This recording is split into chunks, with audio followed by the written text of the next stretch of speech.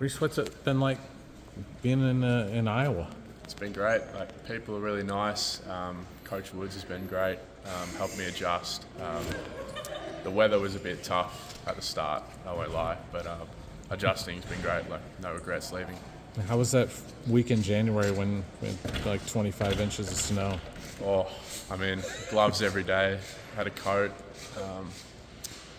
It was tough. Like, I didn't have any moped or car, so I had to walk to the facility for the first few weeks. So that was pretty tough.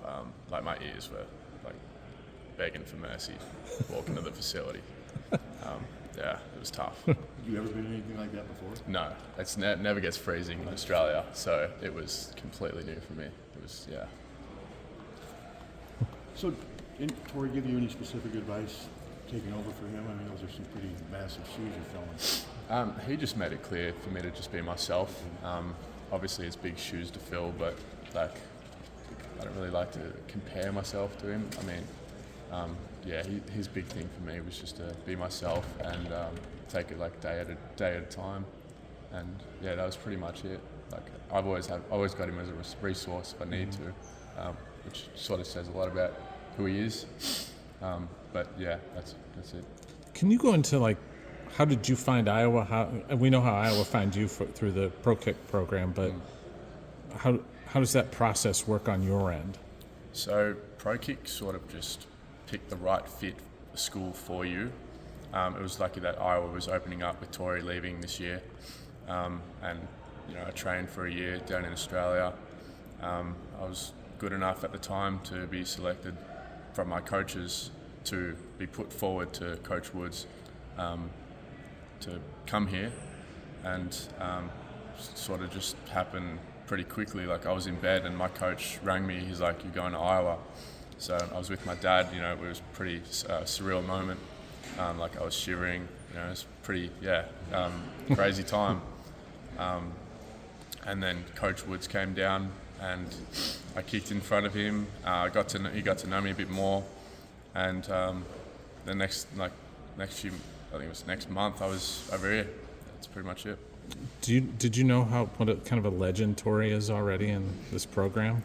Yeah, well, I would watch the games, and you would, and like at 3 a.m, I'll tell you. Like, I see how I could only hear about the crowd going nuts when he runs out onto the field. I knew he was better.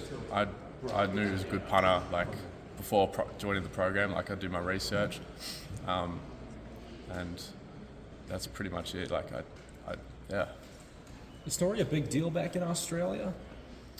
I'm not too sure. I mean, he was on the news one time, I remember, but I'd say he's more here because college football isn't as big as it is here in Australia.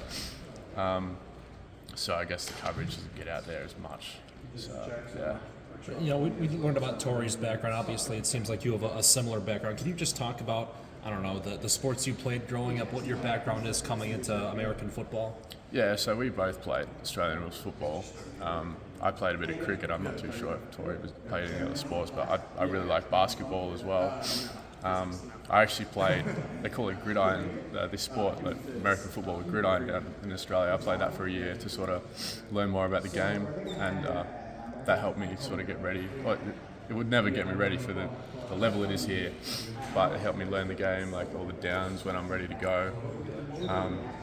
But yeah, I finished up footy when I was about 18, and then I looked at Pro Kick. I actually visited Arizona for a period of time, and then my grandma sort of told me to try out punting. Like, I didn't really know much about it, but I went to a camp in Arizona, and they sort of said, like, yeah, you've got the ability to take it to a good level.